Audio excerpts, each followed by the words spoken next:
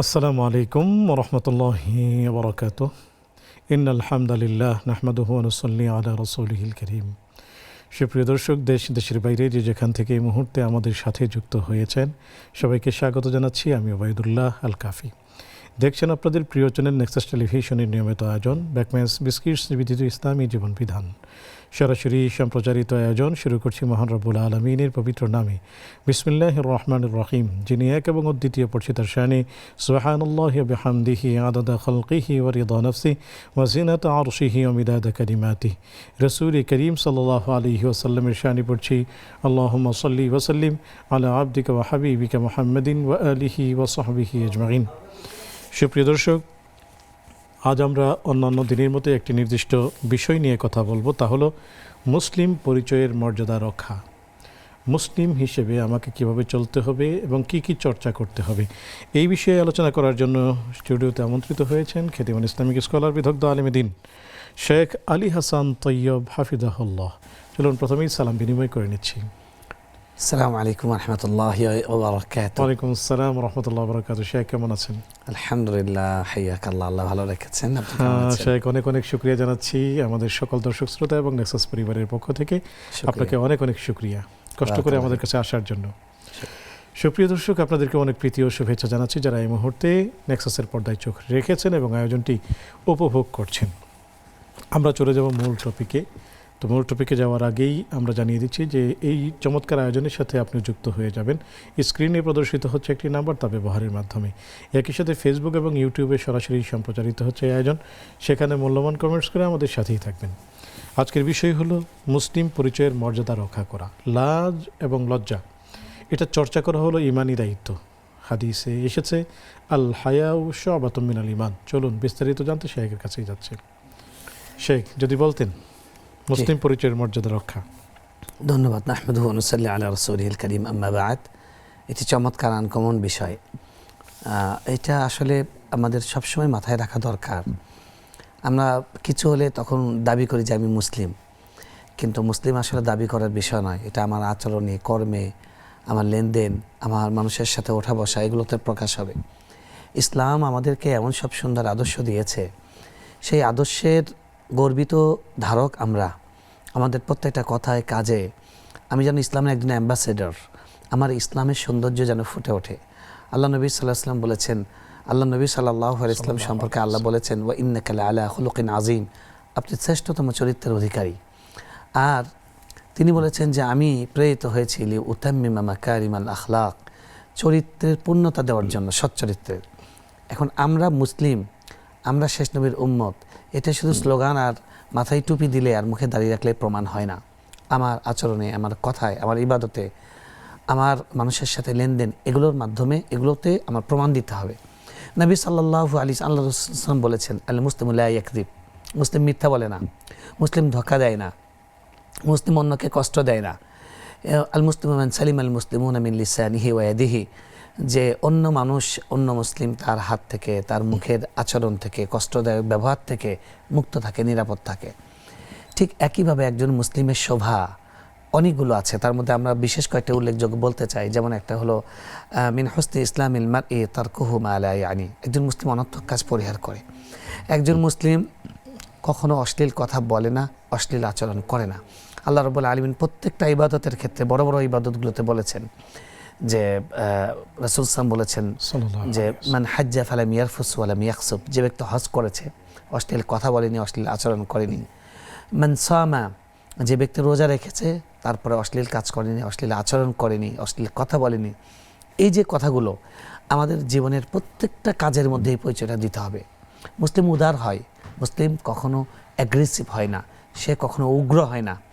এই জিনিসগুলো আমাদের ধারণ করতে হবে। মুসলিমের একটা বড় পরিচয় হলো লা ইমানা লিমান লা হায়া আলাহু, যার লজ্জা নাই তার ইমান নেই। অর্থাৎ যে ব্যক্তির হায়া নেই, লাজ শরম নেই, তার ইসলাম সে দাবি করলে কি হবে? তার মধ্যে ইসলামের কোনো নিদর্শন নাই, ইসলামের কোনো কল্যাণ তার ভিতরে নেই। যার মধ্যে ধৈর্য নেই, তার মধ্যে ইসলামের কল্যাণ নেই। আমরা যদি এই বিষয়টাকে ফোকাস করি যে আজকে 14ই ফেব্রুয়ারি, আপনি মুসলিম, আপনার একটা নিজস্ব সংস্কৃতি আছে, কালচার আছে, আপনার ভালোবাসা কেমন হবে, আপনার উপহার দেওয়া কেমন হবে, আপনার অন্যের সঙ্গে বিহেভ কী হবে, আপনার স্ত্রীর সঙ্গে, আপনার মায়ের সঙ্গে, আপনার বোনের সঙ্গে, পরনারীর সঙ্গে আপনার আচরণ কেমন হবে, এগুলোর বিধি, এগুলোর আচরণ বিধি ইসলামে আছে। এখন আপনি সেটা বাদ দিয়ে যে আজকে বিশ্ব কী বলে ভ্যালেন্টাইন্স ডে, আজকে মানে আমার বউ যেরকম হালাল, আজকে আমার পরনারী যাকে আমি নিয়ে হোটেলে যাব, যে হোটেলে আছে তাকে টাকা দিয়ে আমার জন্য সে বৈধ না, এরকম হওয়ার কোনো সুযোগ নেই। এটা যদি আপনি করেন, আপনার মুসলিম কোনো পরিচয় নেই, মুসলিম কোনো আইডেন্টিটি নেই। একজন মুসলিমের কাছে তার হায়া এবং লজ্জা, তার সতীত্ব, তার পবিত্রতা, এটার মূল্য এত বেশি যে রাসূল সাল্লাল্লাহু আলাইহি ওয়াসাল্লাম দোয়া করতেন সবসময়, আল্লাহুম্মা ইন্নী আসআলুকা আত-তুকা ওয়াল হুদা ওয়াল আফাফা ওয়াল গিনা। আল্লাহ, আপনার কাছে আল্লাহর ভয় চাই, আপনার ভীতি চাই, এবং হেদায়েত চাই, এবং পবিত্রতা চাই, শারীরিক পবিত্রতা, চারিত্রিক শুচিতা, চারিত্রিক শুভ্রতা, চারিত্রিক অকর্যতা, এটা আমি আল্লাহ আপনার কাছে চাই। অনেক গতকালকে আমার কাছে আমার একজন মহিলা আসছিলেন, একজন মুসল্লি বললেন আমাকে ফোন করে যে একজন মহিলা আপনার অপেক্ষায় দাঁড়িয়ে আছেন, আপনি একটু কাইন্ডলি নিচে আসুন। তো আমি নিচে গেলাম, তিনি আমাকে বলছেন কিভাবে যে বলি, কোন দিক থেকে বলি। আমি বললাম নিঃসংকোচে বলুন। তিনি বলছেন যে আমার স্বামী, তিনি 4-5 জন নারীর সঙ্গে সম্পর্ক, সে তাদের সঙ্গে ফোনে কথা বলে, তাদের সঙ্গে ভিডিও চ্যাট করে। আমি বললাম তিনি কি মুসলিম? হ্যাঁ মুসলিম। তিনি কি নামাজ পড়েন? বলে মাঝে মধ্যেই পড়েন। আমি বললাম আমার পেছনে নামাজ পড়েন কিনা? বললেন মাঝে মধ্যে আসে। তো আমি অবাক হচ্ছিলাম। তো আমি বললাম তাকে যে ঘরে ঘরে এই সমস্যা, আজকে এই সমস্যাটা কেন উদ্ভব হয়েছে? নর্মালাইজ করছে, অশ্লীলতাকে নর্মালাইজ করা হচ্ছে, বেহায়াপনাকে নর্মালাইজ করা হচ্ছে। আল্লাহ সুবহানাহু ওয়া তাআলা কোরআনে বলেছেন, ইন্নাল্লাযীনা ইউহিব্বুনা আন তাশিআল ফাহিশা ফিল্লাযীনা আমানু লাহুম আযাবুন আলীমুন ফিদ দুনিয়া ওয়াল আখিরাহ। যারা মানুষের মধ্যে বেহায়াপনা, নগ্নতা, অশ্লীলতা ছড়িয়ে দিতে চায়, তাদের জন্য দুনিয়া এবং আখিরাতে শাস্তি আছে আল্লাহর পক্ষ থেকে। তাদেরকে আল্লাহ তাআলা লাঞ্ছিত করেন। আজকে যে সভ্যতার উপর আমরা দাঁড়িয়ে আছি, তথাকথিত সভ্যতা, এই সভ্যতার মধ্যে বলা হচ্ছে পর্ন ইন্ডাস্ট্রি, মানে বেহায়াপনাকে এটাকে একটা শিল্প বলা হচ্ছে। নাউজুবিল্লাহি মিন যালিক। পত্রিকাগুলোতে, মিডিয়াগুলোতে যারা পর্নের নিকৃষ্ট কাজ করে তাদেরকে বলা হচ্ছে যে পর্ন তারকা। নাউজুবিল্লাহ, পর্ন স্টার। পর্ন আমরা কীভাবে স্টার হতে পারে? এটা খাদ্য, আপনার একটা খাদ্য, আরেকটা হলো কুখাদ্য। এটাকে তো আপনি খাদ্য বলতে পারেন না। একটা শিল্প, আরেকটা হলো নগ্নতা, বেহায়াপনা, এটা সভ্যতাকে ধ্বংস করে।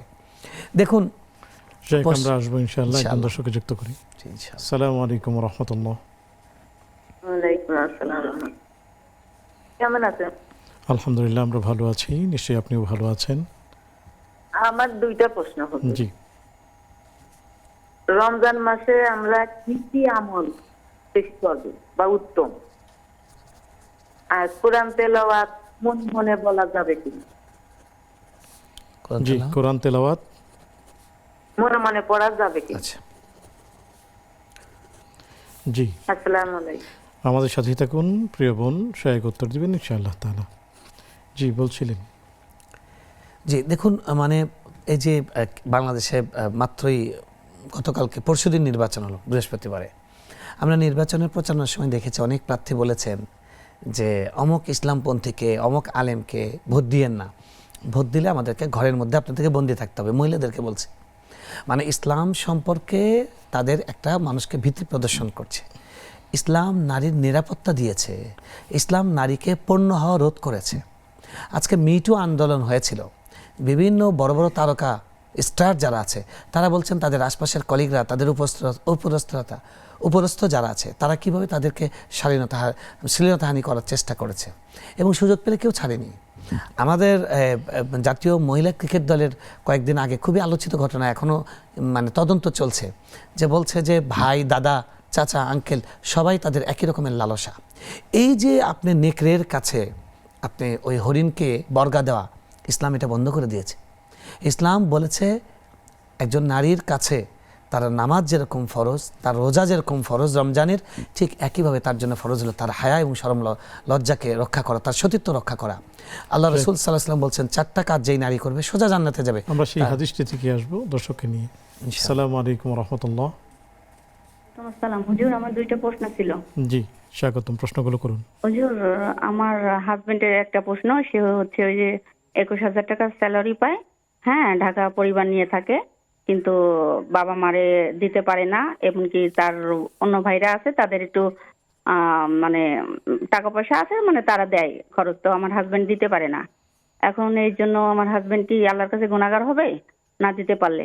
আর একটা প্রশ্ন ছিল হুজুর, আমার বাবা যখন জীবিত ছিল তখন আমি, মানে বাবা যখন জীবিত ছিল তখন অনেক অসুস্থ ছিল, তো অসুস্থ সময় আমি জানে বললি জান একটা মানত করছিলাম, তো সেটা দিতে পারি নাই, কিন্তু আমার বাবা মারা গেছে, এখন কি ওইটা কি আমার দেওয়া লাগবে কিনা এটার জন্য? জি, আমাদের সাথেই থাকুন, সহায়ক উত্তর দিবেন ইনশাআল্লাহ তাআলা। জি, বলছিলেন 4টি কথা হাদিসে এসেছে। জি, একজন নারী যখন 4টি কাজ করে সে সোজা জান্নাতে যাবে, তার জন্য জান্নাতের সবগুলো 8টি দরজায় খোলা, সুবহানাল্লাহ। সুবহানাল্লাহ। তো তার মধ্যে রাসূল সাল্লাল্লাহু আলাইহি ওয়াসাল্লাম বলেছেন 5 ওয়াক্ত নামাজ পড়া, রমজান মাসে রোজা করা এবং স্বামীর আনুগত্য করা, আর হলো তার লজ্জা, তার হায়াকে, তার সতীত্বকে রক্ষা করা। আজকে যে এই যে দিবসগুলো, এই দিবসগুলো কিভাবে আমাদের সংস্কৃতি হতে পারে? আমাদের বাংলাদেশে যে বাঙালি সংস্কৃতি, ইভেন আমাদের মুসলিম ভাইরা ছাড়াও আমাদের অন্যান্য ধর্মাবলম্বী আমাদের প্রতিবেশী যারা আছেন, ভাইরা আছেন, তারা সবাই শালীন। আমাদের বাংলাদেশের হিন্দু, বৌদ্ধ, খ্রিস্টান সবাই শালীন। তারা, আমাদের ঐতিহ্য হলো যে আমরা শালীনতার মধ্যে থাকবো, অশ্লীলতা, নগ্নতার বিপক্ষে থাকবো। কিন্তু এটাকে কিছু মানুষ নর্মালাইজ করছে এবং তারা এটাকে অধিকারী রূপ দিচ্ছে, যে মানে আমার মানে একজন আমি দেখলাম যে সে বলছে যে সে নাকি মানে ইসলামী কারো প্রতিবাদে সে বাথরুমে গিয়ে সে উলঙ্গ হয়ে লাভ করবে, নাউজুবিল্লাহি মিন যালিক। এটা তার বিকৃতি, তার বিকৃতির চিকিৎসা দরকার। তো এই জন্য মুসলিম পরিচয় শুধুমাত্র আপনি নাম মুসলমান সেটাতে নয়, আপনার ইসলামের আইডেন্টিটির একটা বড় আইডেন্টিটি হলো যে আপনার চরিত্রকে, স্বভাবকে পবিত্র রাখা। আপনি পরনারীর সাথে সম্পর্ক করবেন, পরকীয়া করবেন, জীবনটা ধ্বংস করবেন, পরিবারকে ধ্বংস করবেন, সেটা সুযোগ ইসলাম দেয়নি।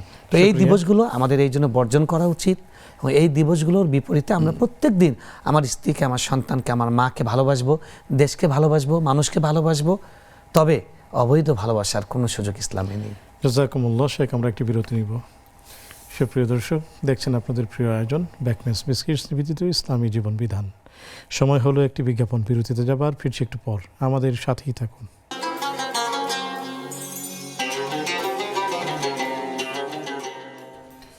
আসসালামু আলাইকুম রহমতুল্লাহি বারাকাতুহু। সুপ্রিয় দর্শক, বিরতির পর সাদর আমন্ত্রণ জানাচ্ছি আপনাদের প্রিয় আয়োজন ব্যাকমেন্স বিস্কিটস নিবেদিত ইসলামী জীবন বিধানে। আলোচনা করছেন শেখ আলী হাসান তৈয়ব, সাথে আছে আমি ওবায়দুল্লাহ আল কাফি।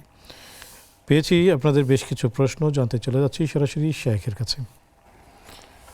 শেখ, রমজানে কি কি আমল করতে হবে যদি বলতেন। মাশাআল্লাহ, ধন্যবাদ। ভালো একটি প্রশ্ন করেছেন। সময় উপযোগী আর কয়েকদিনের মধ্যেই আমরা এই সপ্তাহের আগামী বুধবার বা বৃহস্পতিবারে আমরা রমজানে প্রবেশ করব ইনশাআল্লাহ। আল্লাহ সুবহানাহু ওয়া তাআলা আমাদের সকলকে রমজানে পৌঁছে দিন। আল্লাহুম্মা বাল্লিগনা রমাদান। আমিন। রমজানে সব ধরনের নেক কাজকে বাড়িয়ে দেওয়া। রমজান হলো ইদাআফু ফীহিল হাসানাত। এই মাসের বৈশিষ্ট্য হলো এই মাসে প্রত্যেকটি সওয়াবকে বাড়িয়ে দেয়। তো এই জন্য এই মাসে আমাদের চেষ্টা করা উচিত প্রত্যেকটা ফরজ ইবাদতের পাশাপাশি অন্যান্য নফল এবং আরও অনেক ইবাদত আছে যেগুলো আমরা সারা বছর করার সুযোগ পাই না, এই সময় বাড়িয়ে দেওয়া। রমজানের সবচেয়ে বড় ইবাদত যেটা সর্বপ্রথম, সেটা হলো সিয়াম। যেহেতু আল্লাহ সুবহানাহু ওয়া তাআলা এই মাসকে সিয়াম ফরজ করেছেন, ফামান শাহিদা মিনকুমুশ শাহরা ফালইয়াসুম, যে রমজান মাস পায় সে যেন রোজা রাখে। তো এটা হলো ফরজ। 2 নম্বর হলো এই মাসের সবচেয়ে বড় পরিচয় কোরআন। আল্লাহ সুবহানাহু ওয়া তাআলা বলেছেন শাহরু রমাদান আল্লাযী উনজিলা ফীহিল কোরআন। রমাদান হলো সেই মাস যেই মাসে কোরআন নাজিল হয়েছে। আল্লাহ রাসূল সাল্লাল্লাহু আলাইহি ওয়াসাল্লাম বলছেন আস-সিয়ামু ওয়াল কোরআনু ইয়াশফাআনি লিল আবদ। রোজা এবং কোরআন এই দুটা বান্দার জন্য সুপারিশ করবে। তাই রমজান মাসের দ্বিতীয় আমল বেশি বেশি কোরআন তেলাওয়াত করা। 3 নম্বর হলো এই মাসে বেশি বেশি নফল সালাত আদায় করা, তারাবির নামাজ আদায় করা, তাহাজ্জুদ আদায় করা। ফরজ তো অবশ্যই পড়া। আল্লাহ রাসূল সাল্লাল্লাহু আলাইহি ওয়াসাল্লাম বলছেন মান কামা রমাদান ঈমানান ওয়া ইহতিসাবান গুফিরা লাহু মা তাকাদ্দামা মিন যামবি। যে ব্যক্তি রমজান মাসে ঈমানের সাথে আল্লাহকে খুশি করার জন্য সাবের আশায় সে নামাজ পড়ে, আল্লাহ সুবহানাহু ওয়া তাআলা তার অতীতের সমস্ত গুনাহ মাফ করে দেন। সুবহানাল্লাহ। রমজান মাসের চতুর্থ যে আমলে অগ্রাধিকার দেওয়া উচিত সেটা হলো বেশি বেশি দান করা। রাসূলুল্লাহ সাল্লাল্লাহু আলাইহি ওয়াসাল্লাম সবচেয়ে বেশি দানশীল ছিলেন। ওয়া কানা আজওয়াদু মা ইয়াকুন ফি রমাদান হিনা ইয়ালকাহু জিবরিল। এই মাসে তার দানশীলতা বেড়ে যেত। তো রমজানের চতুর্থ কাজ বেশি বেশি দান সাদাকা করা। পঞ্চম কাজ রমজান মাসে সেটা হলো নিজেদের জিহ্বাকে, নিজেদের চোখকে, নিজেদের রিপুগুলোকে, নিজেদের জবান এবং চোখকে, এই দুটার হেফাজত করা। কারণ এই দুটো সবচেয়ে বড় জিহাদ। এই দুটাকে কন্ট্রোল করা। এবং এর পাশাপাশি আরেকটা রমজানের গুরুত্বপূর্ণ কাজ মানুষকে ইফতার করানো। মানে ফাত্তারা সাইমান, যে ব্যক্তি একজন রোজাদারকে ইফতার করায় তার রোজার সওয়াব পরিপূর্ণ তাকে দেওয়া হবে, অথচ রোজাদার ব্যক্তির সওয়াব একটু কমানো হবে না। সুবহানাল্লাহ। সুবহানাল্লাহ। এছাড়াও রমজান মাসে আমরা উমরা করতে পারি। যে ব্যক্তি রমজানে উমরা করে সেই ব্যক্তি যেন রাসূল সাল্লাল্লাহু আলাইহি ওয়াসাল্লামের সাথে হজ করে। সুবহানাল্লাহ। কাহাজ্জাতি মাই, আল্লাহ নবী সাল্লাল্লাহু আলাইহি ওয়াসাল্লাম বলেছেন রমজান মাসে গরিবের পাশে দাঁড়ানো। রমজান শাহরুল মুআসাত, সহমর্মিতার মাস। রমজান মাসে বেশি বেশি কোরআনের তাদাব্বুর করা, কোরআন নিয়ে চিন্তা করা, গবেষণা করা। রমজান হলো জিহাদের মাস। রমজান মাসে ইসলামের প্রথম বিজয় হয়েছে, বদর যুদ্ধ হয়েছে 17 রমজানে। রমজান ইসলামের জন্য আমার রক্ত, আমার জীবন, আমার সম্পদ এগুলো ব্যয় করার স্পিরিট তৈরি করা, এই চেতনা লালন করা, এটার জন্য প্রস্তুত থাকা, একজন ইমানদার এটার জন্য প্রস্তুত থাকা। রমজান মাস হলো মানুষকে ক্ষমা করার মাস।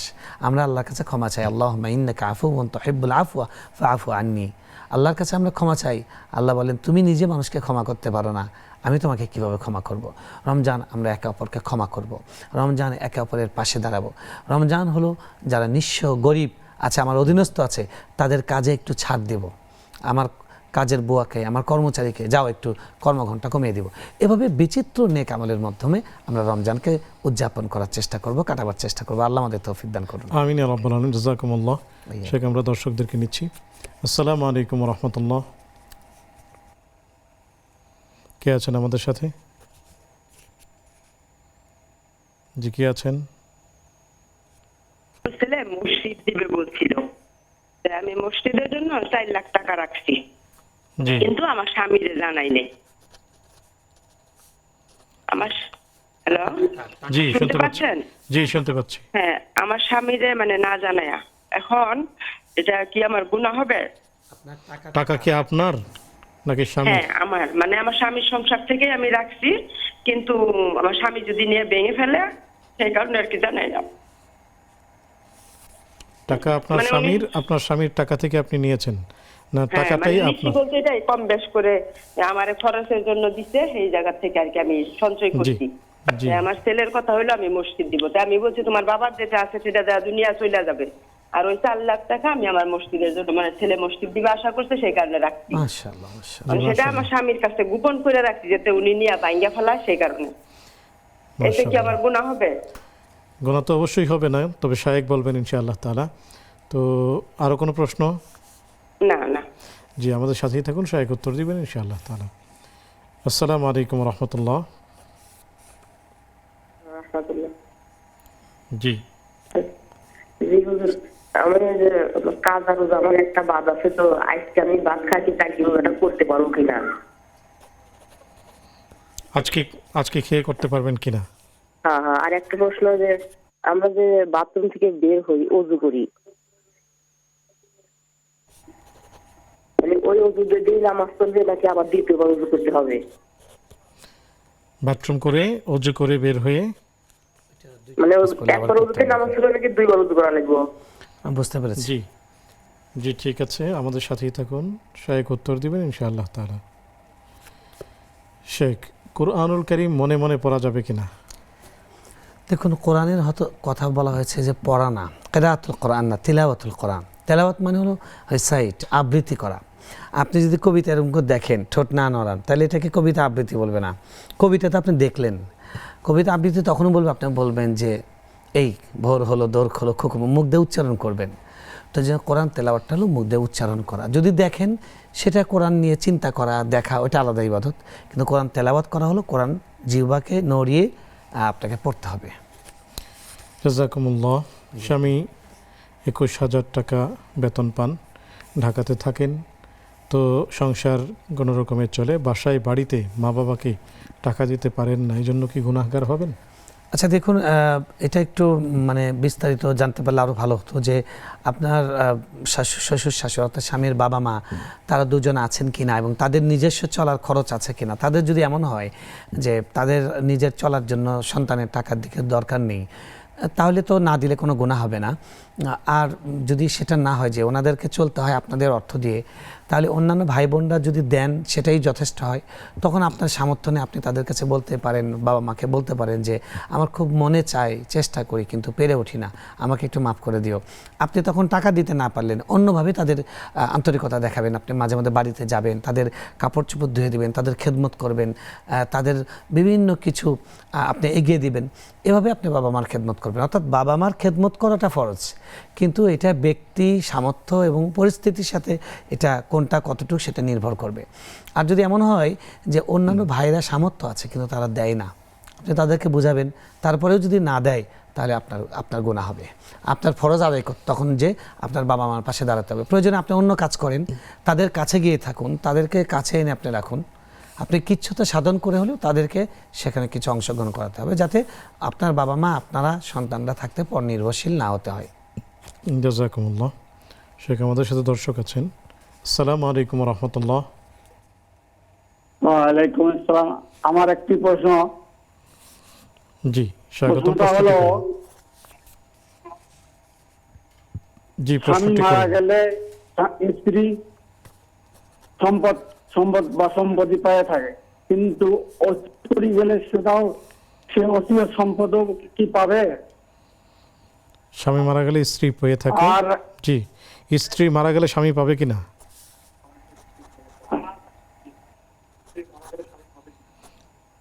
জি একটু পরিষ্কার করে প্রশ্নটি করুন। প্রশ্নটা হলো, স্বামী যদি স্ত্রীকে সম্পদ ওসিয়ত করে যায়, সে সম্পদ পাবে কি? জি জি আর স্বামী মারা গেলে তো সে অংশ পাবে, কিন্তু ওসিয়ত করা সম্পদটা পাবে কি? জি আরো কোনো প্রশ্ন আছে? না। জি আমাদের সাথেই থাকুন, শেখ উত্তর দিবেন ইনশাআল্লাহ তাআলা। জি শেখ, বাবা অসুস্থ ছিল তখন মান্নত করেছিলেন, জি, জানের কিন্তু বদলে বাবা জান মারা সাদাকা গিয়েছে, দিবেন। সেই মান্নতের সেই অংশটুকু দিতে হবে কিনা? জানের বদলে জান সাদাকা আপনি করতে চেয়েছেন, দেখুন এটা আপনি একদম উট থেকে নিয়ে মুরগি পর্যন্ত যে কোনো জান সাদকা করলে হয়ে যাবে। এই জন্য আপনি একটা মুরগির দাম 300-400 টাকা হয়ে একটা মুরগি হয়ে যায়, আপনি সাদাকা করে দেন এবং নিয়ত করেন যে বাবার পক্ষ থেকে, তাহলে এটা ওনার আমলনামায় গিয়ে যোগ হবে, আপনিও পূর্ণ সওয়াব পাবেন, আপনার মান্নতটাও আদায় হয়ে গেল এবং তারা সওয়াব পেয়ে গেলেন। জাযাকুমুল্লাহু খায়রান। শেখ, মসজিদের জন্য 4 লক্ষ টাকা জমিয়ে রেখেছেন। জি, স্ত্রী যেটি জমিয়ে শুনেছেন। রেখেছেন এবং তার স্বামী তাকে যে হাত খরচ দিয়েছেন বা সংসারে খরচ দিয়েছেন, সেখান থেকে তিনি আস্তে আস্তে জমিয়ে এই টাকাটা করেছেন এবং এটা মসজিদে দিতে চাচ্ছেন। খুবই ভালো কথা, এটা খুবই আনন্দের কথা।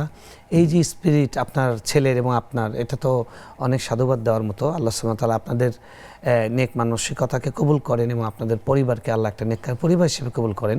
আমিন। প্রিয় বোন, সবচেয়ে ভালো হয় যেহেতু অ্যামাউন্টটা বড় হয়ে গেছে, আপনারা আশঙ্কা করছেন যে টাকাটা মানে খরচ করলে বা জেনে গেলে স্বামী হয়তো নিয়ে নিতে পারেন।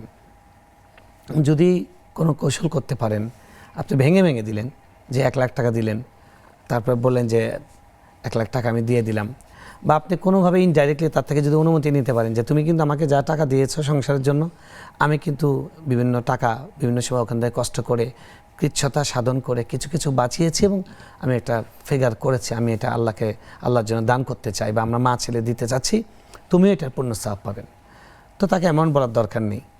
এরকম করে কৌশল করে যদি তার একটা অ্যাপ্রুভাল নিয়ে দিতে পারেন তাহলে সন্দেহাতীতভাবে ভালো। আর যদি তার অ্যাপ্রুভাল ছাড়াও দেন তাও জায়েজ হবে, বিকজ এটা উনি আপনাকে দিয়েছেন, আপনি এটার মালিকানা অর্জন করেছেন। জাযাকুমুল্লাহ। শেখ, আমরা একজন দর্শককে নিচ্ছি। আসসালামু আলাইকুম রহমতুল্লাহ। ওয়ালাইকুম সালাম ভাই। আমি জানাব, আমি প্রশ্ন হলো, তাহাজ্জুদের নামাজে সূরা ফাতিহার সাথে সূরা ইখলাস 5 বার 7 বার 10 বার পড়া যাবে কিনা প্রতি রাকাতে? আর একটা প্রশ্ন হলো, ওই এশরাকের নামাজ ওয়াক্ত কখন পর্যন্ত থাকে? এশরাকের নামাজের ওয়াক্ত কখন পর্যন্ত থাকে? জি আমাদের সাথেই থাকুন, শেখ উত্তর দিবেন ইনশাআল্লাহ তাআলা। সুপ্রিয় দর্শক, দেখছেন আপনাদের প্রিয় আয়োজন ব্যাকম্যাচ বিস্কিটস নিবেদিত ইসলামী জীবন বিধান। সময় হলো আরও একটি বিজ্ঞাপন, বিরতিতে যাবার, ফিরছি একটু পর, আমাদের সাথেই থাকুন।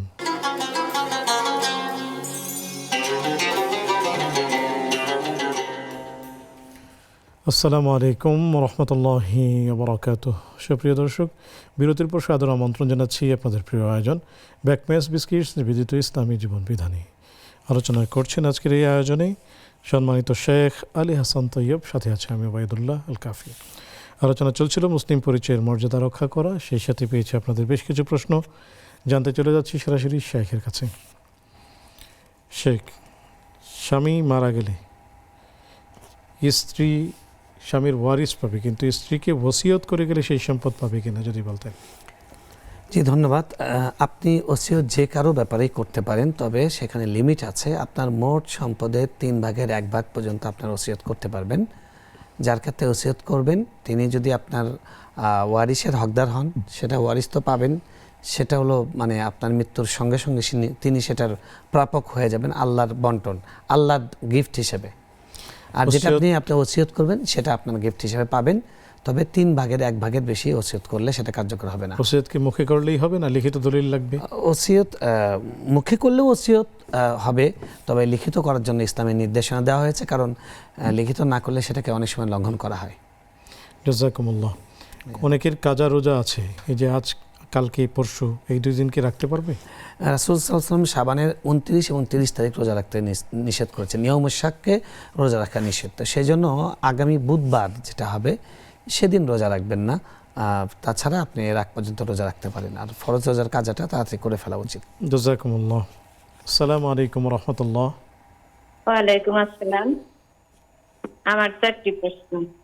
জি, এই যে আমরা যে রোজা থাকো, মনে করেন রোজা যদি 3টে 4টে 15 16তে মনে করেন সময় শেষ হয়, তা আমি আরো কি 3টার সময় খাইয়া নিয়ত করে ফেলাইলাম, তারও তো সময় যে বাকি রয়েছে খাওয়া সেহরি, আমি যদি ওই টাইমে আবারও কিছু খাইয়া আবার নিয়ত করি, এটা হবে কিনা? আরেকটা প্রশ্ন হচ্ছে, এই যে আমরা যে মানুষের যাকাত দেয়, ফকির নিঃস্ব এরকম মানুষের, কিন্তু আমরা তো এরকম নিঃস্ব মানুষ এত যে নিঃস্ব মানুষ দেখি না, তাহলে যাদের কিছু সম্পদ আছে হয়তো এমনি কষ্ট করে চলে, তাদেরকে যাকাত দেওয়া যাবে কিনা? যাকাত দিলে যাকাত আদায় হবে কিনা? আরেকটা প্রশ্ন, হয় যে আমরা যে টাকা নেই, যে স্বামীর কাছ থেকে মানুষের টাকা নিয়ে যে জমাই, কিন্তু অনেক সময় আছে যে হয়তো আমার লাগবে 10 টাকা, আমি যদি 20 টাকা নেই, সেখান থেকে যদি ওই যে 10 টাকা আমি অমনে করে রাখলাম, এইটা কতটুকু জায়েজ হবে? জি, জাযাকুমুল্লাহ। আপনি আমাদের সাথেই থাকুন, সহায়ক উত্তর দিবেন ইনশাআল্লাহ তাআলা। শেখ, বাথরুমে অজু সংক্রান্ত একটি প্রশ্ন এসেছিল, যদি বলতেন। তিনি কি জানতে চেয়েছিলেন? বাথরুমে অজু করে বের হলেন নামাজের জন্য, আবারও কি অজু করতে হবে কিনা? না, আবার অজু করতে হবে না। তিনি অজু নিয়ে একটা প্রশ্ন করেছিলেন যে একটা অজু করেছেন, করার পরে সেটাতে 2 ওয়াক্ত নামাজ পড়লে নাকি তারপরে আবার অজুটা নতুন করে করতে হবে, এরকম শুনেছেন। এরকম কথার কোনো ভিত্তি নেই। আপনার অজু ভাঙ্গার কারণ যদি না ঘটে, যতক্ষণ অজু আছে ততক্ষণ আপনি নামাজ পড়তে পারবেন, যেই কয় ওয়াক্তই সেটাতে হোক, তাতে কোনো সমস্যা নেই। তবে অজু করলে অজু একটা স্বতন্ত্র ইবাদত, নতুন করে অজু করলে আরেকটা ইবাদত হবে। জাযাকুমুল্লাহ। তাহাজ্জুদের নামাজ সূরা ফাতিহা পড়ার পরে সূরা ইখলাস 5 করে পড়া যাবে কিনা? জি, অবশ্যই পড়া যাবে, তবে অনেকেই মনে করে যে তাহাজ্জুদের সাথে নির্দিষ্ট সূরা ইখলাস বা অন্য কোনো সূরা নির্দিষ্ট নেই। ফাকরাউ মা তায়াসসারা মিনাল কোরআন, কোরআনের যে কোনো জায়গা থেকে আপনি পড়তে পারবেন। সূরা ইখলাস যদি পড়তে চান একাধিকবার তাও পড়তে পারবেন, তবে মনে রাখবেন এটা ফিক্সড নয়, যে কোনো সূরা পড়তে পারবেন এবং একাধিকবার এক রাকাতে পড়তে পারবেন। জি, জাযাকুমুল্লাহ। শেখ, আমরা দর্শককে নিচ্ছি। আসসালামু আলাইকুম রহমতুল্লাহ। আসসালামু আলাইকুম ওয়া রাহমাতুল্লাহ। ওয়ালাইকুম আসসালাম ওয়া রাহমাতুল্লাহি ওয়া বারাকাতুহু। আমি আলহাজ আব্দুর রউফ, কুড়িগ্রাম উলিপুর থেকে বলছি। স্বাগতম প্রিয় ভাই, প্রশ্নটি করুন। আমি বিজেপির অবসরপ্রাপ্ত সদস্য। আমি 2018 সালে চাকরিতে অবসরে এসে আমি একটা জমি কিনছি, 133 শতাংশ জমি। জি, সেই জমি আমি যার কাছে কিনছি তার দাদা কিনছে 1936 সালে, 20/11/1936 সালে। আর এর আরেকটা জমি কিনছে হলো 26/10/42 সালে। তো ওদের নামে 40-এর রেকর্ড ছিল, 26.42 বিক্রি করেছে। আবার একটা 36 সালে কিনছে, কিন্তু রেকর্ডটা ওদের নামে হয়েছিল। পরবর্তীতে যে কিনছে সেই আবার তার নামে খারিজ খতিয়ান করিয়া এসে রেকর্ড করছে। এসে রেকর্ড করার পর জি। তার নাতির কাছে 75 সালে বিক্রি করছে। জি, প্রশ্ন। নাতি আবার ফের আরএস রেকর্ড করে নিয়ে তার মূল- খারিজ খাজনা খতিয়ান সব করছে, করার পর 18 সালে আমার কাছে বিক্রি করছে, 18-19 সালে। জি, 18 মূল এবং প্রশ্নটি 19 জি মূল প্রশ্নটি যদি বলতেন। শোনেন, সেই জমি আমি 8 বছর ভোগ দখল করার পর ওই 36 সালে যারা বিক্রি করে গেছে সেই তারা এখন ওই জমিতে জোরপূর্বক মানে আবাদ করে, মানে আমাকে পিটাইছে, মারছে, অনেক কিছু করছে। তারপর আমি কেস করছি, ইনজাংশন করছি কোর্টে। ইনজাংশনে আমার প্রতি রায় দিচ্ছে এবং ওদেরকে বলছে অস্থায়ী নিষেধাজ্ঞা, যে তোমরা ওই জমিতে যাবা না, যদি যাও হলিউড থানাকে বলতে তাদের বিরুদ্ধে আইনগত ব্যবস্থা গ্রহণ করার জি, জন্য। জি, জি। আমি এ ব্যাপারে উলিপুর থানাকে উলিপুর থানা ওদের বাড়ি পৌঁছাইছে। এবার আমি এডিশনাল ডিএসজি জি। ওনার কাছে গেছিলাম, মোহাম্মদ আজুল হক, ডিসি সাহেবের কাছে গেছি। আমাদের কাছে কি জানতে চাচ্ছেন? আমাদের কাছে কি জানতে চাচ্ছেন? আমি যাচ্ছি যে ওরা যে আমাকে ওই অবৈধভাবে জমিটা দখল করে খাচ্ছে নিচ্ছে, তা এটা কি কোনো প্রতিকার কিভাবে পাইতে পারি? ওরা তো আইন মানতেছে না। জজ সাহেব যেখানে আইন জি, আদেশ দিয়েছে, জি, ওরা জি, জমি আমাদের চাচ্ছে না। সাথেই থাকুন। শায়েক ইনশাআল্লাহ পরামর্শ দিবেন, আমাদের সাথেই থাকুন। আচ্ছা, এটা আমরা একটু বলে ফেলি, যেহেতু অনেক লম্বা হিস্ট্রি, এটা পরে আবার থাকবে না। দেখুন, প্রথম কথা হলো যে এটা হলো একটা মানে ফৌজদারি অপরাধ, যে অন্যের জিনিসকে দখল করা। ইসলামে তো এটা হারাম, প্রচলিত আইনেও অপরাধ।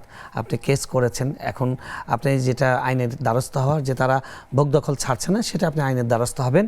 আর যদি আপনি সত্যিই বৈধ মালিক হয়ে থাকেন, তাহলে তারা যদি এখান থেকে ভোগ করে, খায়, আবাদ করে, কোনোটা তাদের জন্য হালাল হবে না, সম্পূর্ণ হারাম তারা খাবে। আর আপনার জন্য একটা ছোট্ট পরামর্শ, কখনো নিজের পরিচয় দেওয়ার সময় আলহাজ এগুলো বলবেন না। এটা কোনো মানুষের পরিচয় নয়, আলহাজ এটা পরিচয় দেওয়া উচিত নয়। শুকরিয়া, জাযাকুমুল্লাহ। শেখ, ইশরাকের নামাজের সময় কতক্ষণ থাকে? যে ইশরাকের নামাজের সময় এটা শুরু হয় মূলত সূর্য ভালো করে উদয় হবার পর, যখন আলোটা ছড়াতে শুরু করে, অর্থাৎ সূর্য উদিত হবার 10-15 মিনিট পরে থেকেই পড়া যায়। আর এটা পড়া যায় সূর্য ঢলে যাওয়ার আগ পর্যন্ত। তো জাওয়ালের আগ পর্যন্ত যে কোনো সময় এটা পড়া যেতে পারে। শুকরিয়া, জাযাকুমুল্লাহ। সাহরির সময়ে কখনো যে আজানের পরেও মানুষ খেতে চায় বা একটু খেয়ে না, ফেলে, উনি এই যেটা বিষয়ে বলতে এই চেয়েছেন, সংক্রান্ত আমি একটি বলছি। প্রশ্ন এসেছে, যদি তিনি বলতেন। প্রশ্ন করেছেন যে তিনি অনেক সময় এরকম হয় যে 3টার সময় ঘুম ভেঙেছে, একটু খেয়ে নিলাম, যে এই সারির নিয়তে খেয়ে ফেললাম, বা ভুল করে উঠে দেখছে যে সময় বোধহয় শেষ, তাড়াতাড়ি খেয়েছে। খাওয়ার পরে দেখে এখনও সারির সময় 2 ঘন্টা বাকি আছে, 1 ঘন্টা বাকি আছে সুবহের সাদিকের। তাহলে এখন তো খেয়ে নিয়ত করে ফেলেছেন, এখন খেতে পারবেন কিনা? অবশ্যই খেতে পারবেন। মনে রাখবেন, আপনার নিয়ত ওইটাই যথেষ্ট। যতক্ষণ সুবহে সাদেক না হচ্ছে ততক্ষণ আপনি খেতে পারবেন।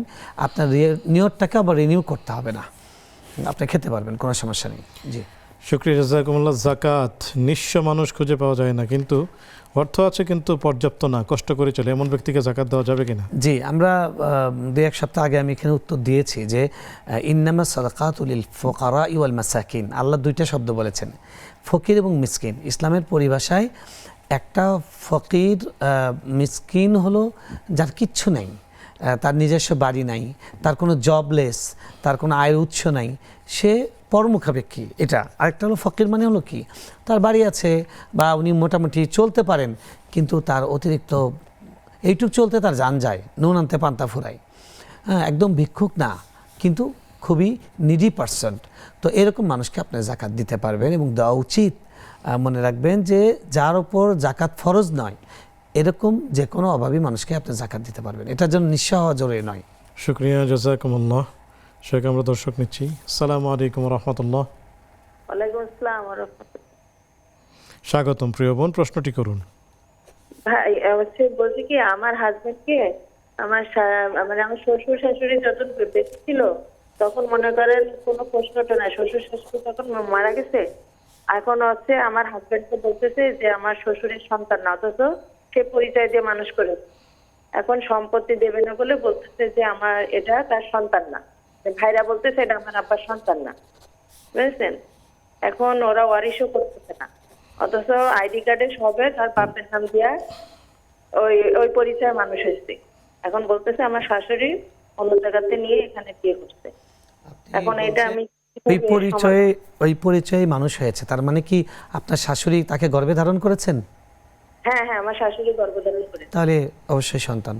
জি না কিন্তু বলতেছে মানে আমার আরেকটা চাচা শ্বশুর হবে আর কি, আমার যে শ্বশুর বলতেছে এটা ওনার ভাইয়ের সন্তান, বুঝছেন? এখন এই শ্বশুরটা বেঁচে থাকতে কোনো রকম ইয়ে হয় না, এখন এই সম্পত্তির জন্য বলতেছে আপনার আমাদের শাশুড়ি সন্তান। আছেন? না, আমার শাশুড়িও মারা গেছে, আমার ছোট শাশুড়ি আছে, সৎ শাশুড়ি আছে, বুঝছেন? জি, বুঝতে পেরেছি। এখন এরা সম্পত্তি দেবে না বলে আমার হাজবেন্ডকে মনে করেন বলতেছে এটা আমার বাপের সন্তান। এখন এটা থেকে আমি কিভাবে ইয়ে করবো? জি, শুক্রিয়া, আমাদের সাথেই থাকুন, সহায়ক উত্তর দিবেন ইনশাআল্লাহ তাআলা। যেমনটা আপনি শুনলেন যে বলা হচ্ছে যে তিনি ওনার চাচার সন্তান, ওনার ভাই যারা তারা বলছে চাচার সন্তান। শেখ আমরা আসবো একটি বিরতি থেকে এসে ইনশাআল্লাহ তাআলা। সুপ্রিয় দর্শক, দেখছেন আপনাদের প্রিয় আয়োজন ব্যাকমেন্স বিস্কিটস নিবেদিত ইসলামী জীবন বিধান। সময় হলো আরও একটি বিজ্ঞাপন, বিরতিতে যাবার ফিরছে একটু পর, আমাদের সাথেই থাকুন।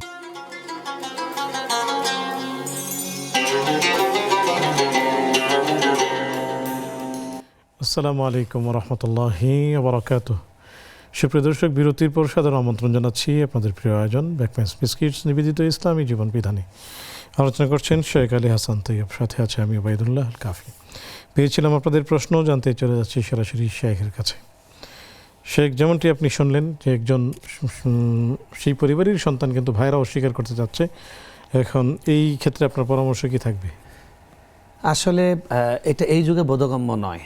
এটা যেখানে ডিএনএ রিপোর্ট তৈরি করা যায়, তারপরে আপনার আত্মীয় স্বজনরা আছে, যে আপনার সন্তান যেই সন্তান তার বৈধ বাবা যিনি বাবা, তার সম্পদের ওয়ারিস তিনি অবশ্যই হবেন।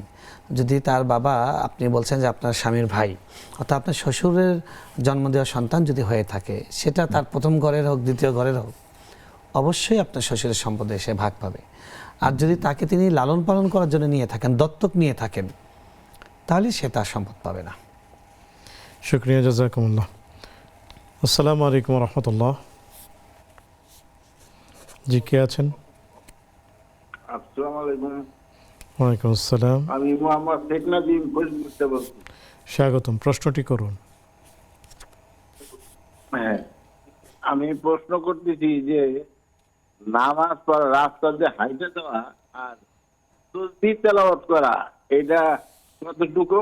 আর একটা হলো কি যে ইমাম সাহেবের নামাজ শেষে মসজিদের ভিতরে কি কোনো ভোট চাইতে পারে কিনা? তিনটি প্রশ্ন। নামাজ রাস্তায় পড়া যাবে কিনা এটি জানতে চাচ্ছেন? না, নামাজ শেষে রাস্তা দিয়ে তাসবিহ তেলাওয়াত, জি বুঝতে তাসবিহ পেরেছি। তেলাওয়াত করা যাবে কিনা?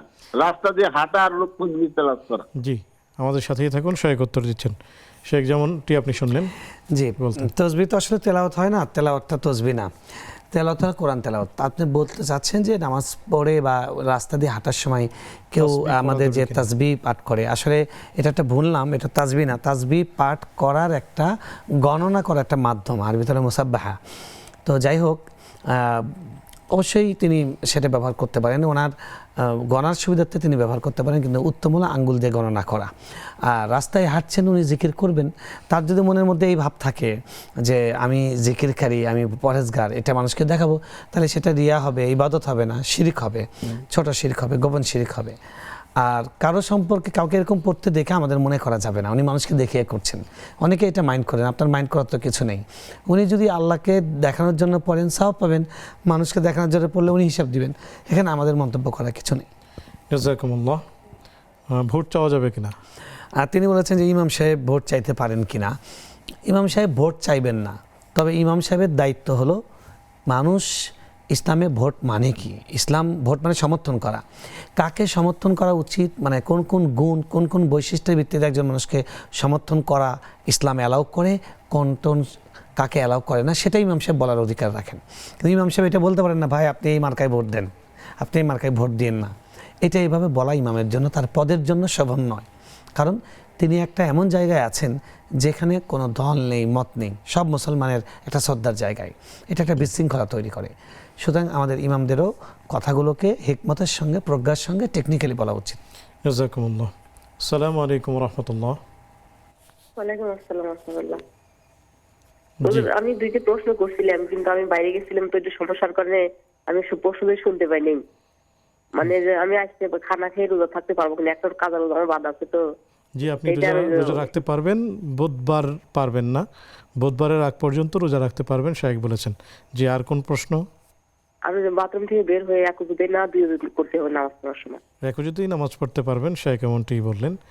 অজু না ভাঙলে এক অজুতেই নামাজ পড়তে পারবেন ইনশাআল্লাহ তাআলা। জি, শুক্রিয়া। আমাদের কাছে একজন বোন জানতে চেয়েছিলেন যে প্রয়োজনের চেয়ে অতিরিক্ত টাকা স্বামীর কাছ থেকে নেওয়া যাবে কি না। জি, তিনি যেটা বলতে চেয়েছিলেন আজকে একজনের প্রশ্নের পরিপ্রেক্ষিতে এই প্রশ্নটা আসেই যে অনেকে আপনার প্রয়োজন 10 টাকা আপনি স্বামীর কাছ থেকে চালাকি করে বা একটু টেকনিক করে তার ডাবল নিলেন, 3 গুণ নিলেন। এটা তো একটা অনৈতিকতা। আল মান গাশশানা ফালাইসা মিন্না, যে চালাকি করে, প্রতারণা করে, সে আমার উম্মত নয়, এটা রাসূল নিষেধ করেছেন। বাকি তার স্বামী সামর্থ্য আছে, উনি 10 টাকার জায়গায় 20 টাকা দিতে পারেন, 100 টাকার জায়গায় 1000 টাকা দিতে পারেন। এই সামর্থ্য যদি স্বামীর থাকে, এটা তার কষ্ট না হয়, তিনি চেয়েছেন, স্বামী নিজের থেকে দিয়েছেন, তাহলে তো কোনো নিষেধ নাই।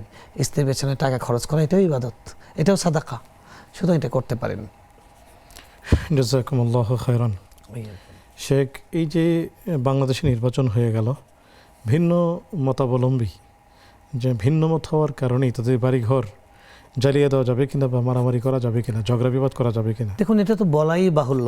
আল্লাহ রাসূল সাল্লাল্লাহু আলাইহি ওয়াসাল্লাম বলছেন, বিখ্যাত হাদিস, আল্লাহ বলেছেন হাদিসে কুদসিতে, ইয়া ইবাদি ইন্নী হারামতু যুলমা আলা নাফসি, হে আমার বান্দারা, আমি কারোর উপর অন্যায় আগ্রাসন চালানো, অন্যায় আক্রমণ চালানো, অন্যায় আচরণ করা, এটা আমি নিজের জন্য নিজে হারাম করে নিয়েছি।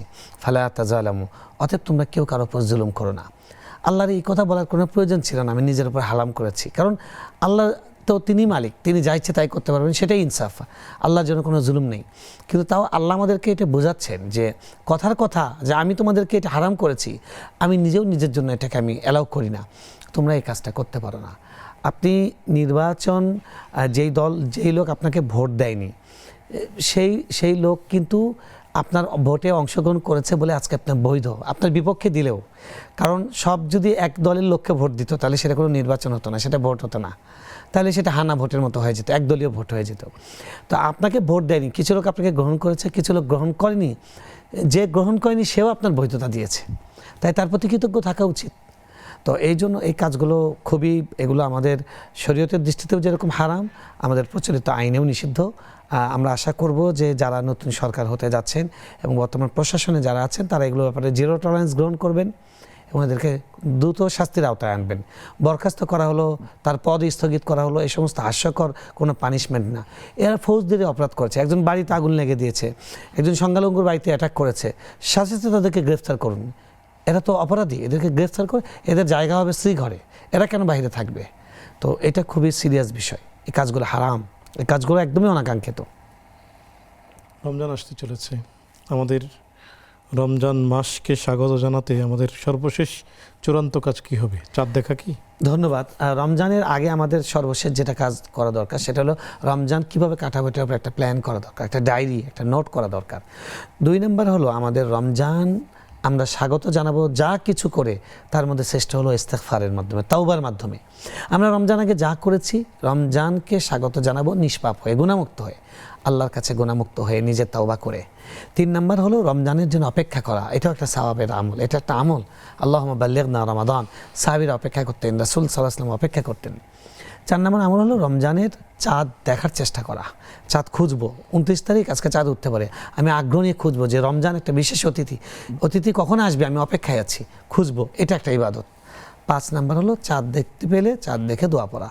হ্যাঁ, আল্লাহ রাব্বুল আলামিনের হাবিব যেটা আমাদেরকে শিখিয়েছেন যে আল্লাহুম্মা আহিল্লাহু আলাইনা বিল ইয়ুমনি ওয়াল ঈমান ওয়াস সালামাতি ওয়াল ইসলাম রব্বি ওয়া রাব্বুকাল্লাহ, এই দোয়াটা পড়া।